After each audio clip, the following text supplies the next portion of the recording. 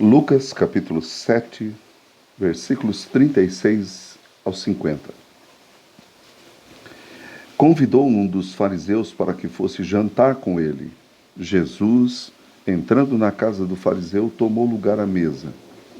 E eis que uma mulher da cidade, pecadora, sabendo que ele estava à mesa na casa do fariseu, levou um vaso de alabastro com unguento, e estando por detrás aos seus pés, chorando, regava-os com suas lágrimas e os enxugava com os próprios cabelos. E beijava-lhe os pés e os ungia com unguento. Ao ver isto, o fariseu que o convidara disse consigo mesmo: se este fora profeta, bem saberia quem e qual é a mulher que lhe tocou, porque é pecadora.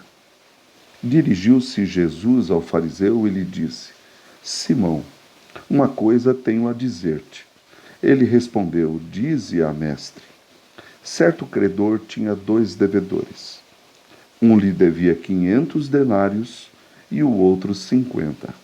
Não tendo nenhum dos 2 com o que pagar, perdoou-lhes a ambos. Qual deles, portanto, o amará mais? Respondeu-lhe Simão: suponho que aquele a quem mais perdoou.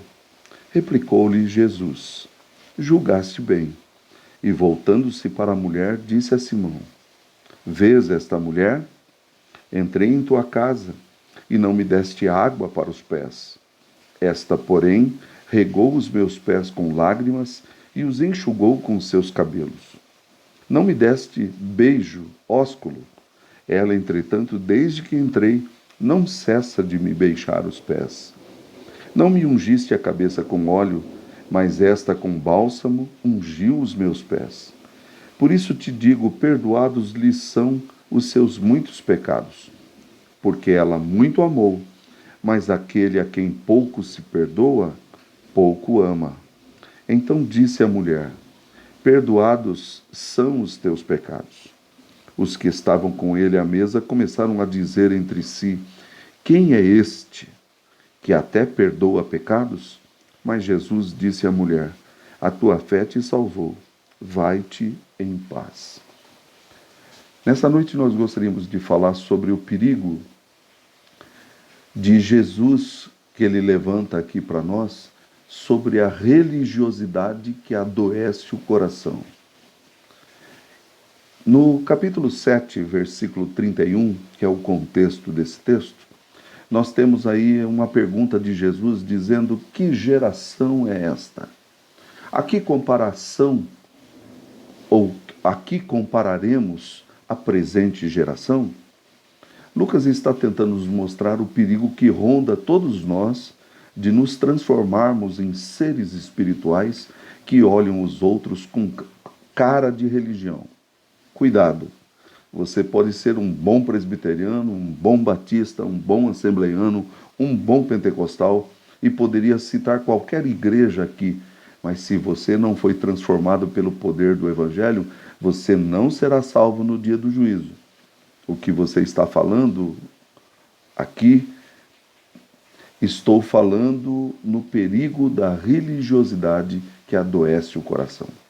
Como que a religião pode adoecer? Olhemos o contexto de Lucas.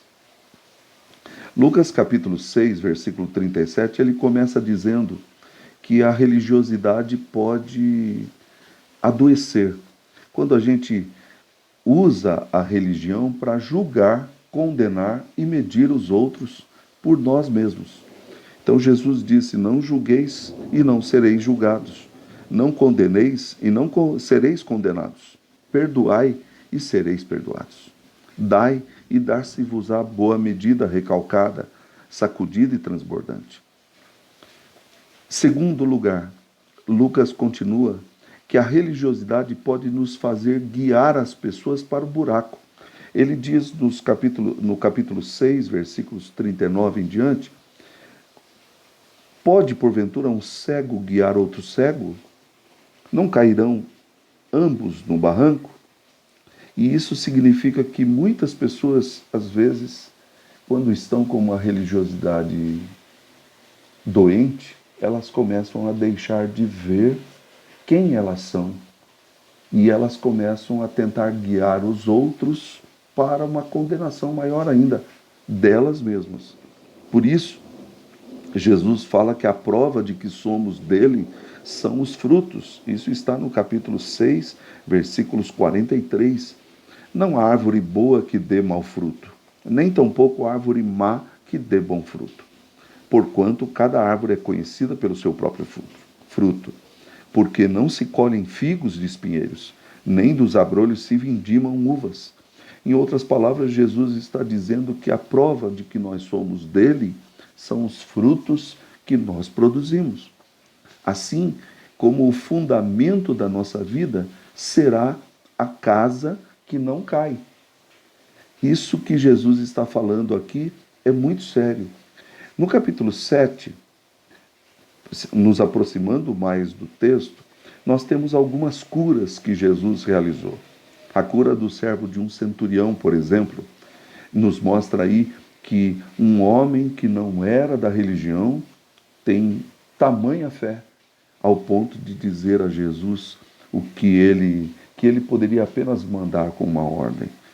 O capítulo 7, versículos 8 e 9 nos diz: porque também eu sou homem sujeito à autoridade e tenho soldados às minhas ordens, e digo a este vai, e ele vai, e outro vem, e ele vem. Ouvidas essas palavras, admirou-se Jesus dele e, voltando-se para o povo que o acompanhava, disse: afirmo-vos que nem mesmo em Israel achei fé como esta. Jesus, na sequência, ressuscita o filho de uma viúva. Ele ajuda uma mulher que precisava de ajuda financeira, ajuda econômica, ajuda psicológica, ajuda espiritual. E ele mostra como nós devemos de ser. Quem é que não tem dúvidas? No capítulo 7, versículos 18, próximo ao nosso texto, nós temos aí as dúvidas de João Batista. João Batista mandou alguns irem até Jesus e Lucas retrata isso de uma maneira de que nós devemos de esperar outro ou és tu mesmo o Messias? E Jesus claramente mostra que todo aquele que vem a ele, ele demonstra quem ele é. Por isso nós devemos de ir a Cristo. Quem são os homens da presente geração? Jesus conta que eles são parecidos com crianças que não sabem o que querem. Deus está falando e eles não ouvem. Talvez você esteja aqui ouvindo esta palavra, você tem crido, você tem sido transformado, você tem sido modificado por Jesus. E ele diz: quem é sábio, como as crianças de Deus, conhecem a verdadeira sabedoria. Versículo 35. Qual o perigo da religiosidade adoecer nosso coração? Esse texto de Lucas 7, nós temos dois personagens distintos. Um da religião, que é Simão, e outro pecador, que é a mulher. Igual as parábolas que Jesus conta, sempre tem essa tensão entre o filho bom e o filho mau, entre aquele que está perto e aquele que está longe. Por isso, eu quero levantar uma pergunta aqui: quando a religião adoece o coração? Em primeiro lugar, quando a religião transforma as pessoas em seres superiores aos outros pecadores.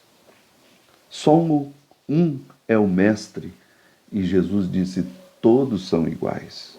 Lucas 6,40. Cuidado, pois, ele está dizendo aqui para todos nós, para tomarmos cuidado, porque muitas vezes nós não conseguimos enxergar nem mesmo os próprios erros. Se você olhar o texto, você vai se deparar com Simão diante de uma mulher que não consegue notar o que está acontecendo. Ele convidou Jesus para ir à sua casa, para jantar em sua casa, mas ele não tratou Jesus com a dignidade que Jesus merecia. E quando isso acontece, nós poderemos dizer que há uma enfermidade na sua religião. Há uma doença desse fariseu. Vamos deixar para responder essa pergunta depois. Como ele tratou a Jesus? O texto nos mostra que foi bem mal. Nos versos de número 44 ao 46, nós temos aí que Jesus olhou para Simão e disse assim: você vê esta mulher? Entrei em tua casa e não me deste água para os pés. Esta, porém, regou os meus pés com lágrimas. Em outras palavras, como você trata as pessoas? Como você demonstra que é um cristão? Só há 3 formas para nós agirmos. Primeiro, como agimos, como falamos e como julgamos. Jesus pode estar na minha frente, pode estar na minha casa, mas não no meu coração. E isso é muito perigoso. Quantas pessoas não estão doentes com o seu evangelho? Segundo lugar, a religião adoece quando julgamos as pessoas pela aparência. Temos um quadro dramático de uma atitude fora do padrão. Uma mulher da cidade pecadora, uma mulher mal falada, levou um vaso de perfume, que é um óleo precioso e caro, para dar a Jesus. Até aqui, qual a sua intenção? Ela começa a fazer atitudes atípicas. Ela estava chorando e regava os pés e enxugava com seus cabelos. Ela beijava os pés de Jesus, ungia os pés de Jesus, verso 38. O que o fariseu fez? O que fazemos? Pensamos e julgamos mal as pessoas. Foi exatamente o que ele fez. O verso 39 nos diz todo o julgamento que ele pronunciou. Ele disse assim: ao ver isto, o fariseu que o convidara disse consigo mesmo: se este fora profeta, bem saberia quem e qual é a mulher que lhe tocou, porque é pecadora. Todo julgamento é perigoso. Quem poderia dizer que o ladrão da cruz creria? A religião adoeceu seu coração, quando não há mais pureza no olhar, no falar e também no julgar. Terceiro lugar, a religião adoece quando o amor diminui. O nosso Senhor, contou nos versos 40 uma parábola que um credor tinha 2 devedores. Um devia muito e o outro devia pouco. Nenhum dos 2 tem o que pagar. Por isso, ele perdoou a ambos. Qual deles deve demonstrar mais amor? É a pergunta do nosso Senhor. Quanto custou o perdão do Senhor? Às vezes nós achamos que Deus não está nem aí conosco, mas a palavra de Deus nos diz que Ele nos amou até o fim. E Ele morreu para nos dar o perdão. Certa vez um pastor encontrou-se com uma senhora que lhe disse: não gosto muito deste Deus que fica bravo com seus filhos quando eles pecam. O meu Deus é só amor. Aí o pastor lhe perguntou: qual é o preço que o seu Deus de amor pagou para salvar e perdoar pecadores? Ela respondeu: nenhum. Muitas vezes as pessoas começam a viver no automático, começam a ser como elas eram, sem amor, sem piedade, se vingando umas das outras. Costumo chamar estas pessoas que elas apenas mudaram um lugar onde elas iam. Elas iam ali, agora elas estão vindo aqui. Por isso, não houve transformação, não há choro, não há tristeza pelo seu próprio estado, sempre olhando para os outros como gente inferior. Você crê em Jesus, que Ele é amor? Deve fazer o amor para você? E por que você não demonstra o amor de Jesus também para os outros, irradiando isso para toda parte? Em quarto lugar, a religião adoece quando achamos que não devemos muito.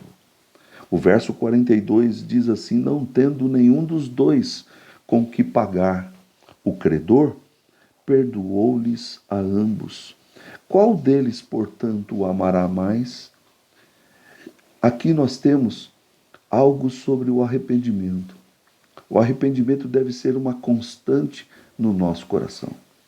Cuidado quando você se achar tão santo que não necessita mais de arrependimento. O amor de Cristo nos faz ver quem nós somos e quão longe estamos de ser aquilo que Deus quer.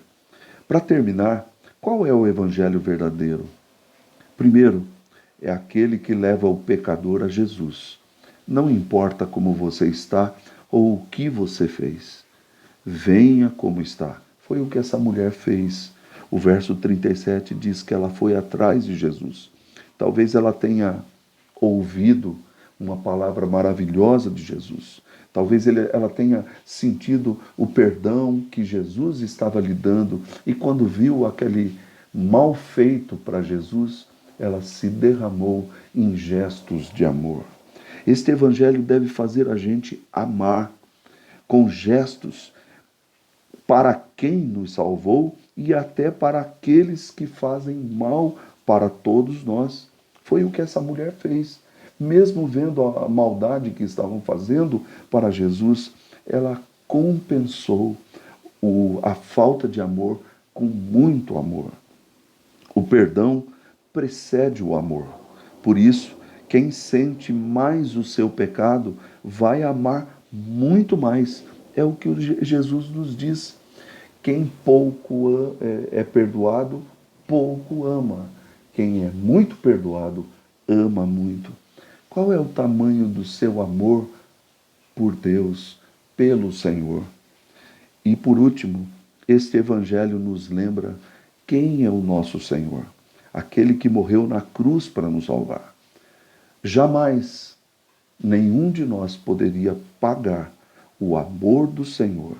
Por isso Jesus declarou àquela mulher, e eu quero declarar isso para você também.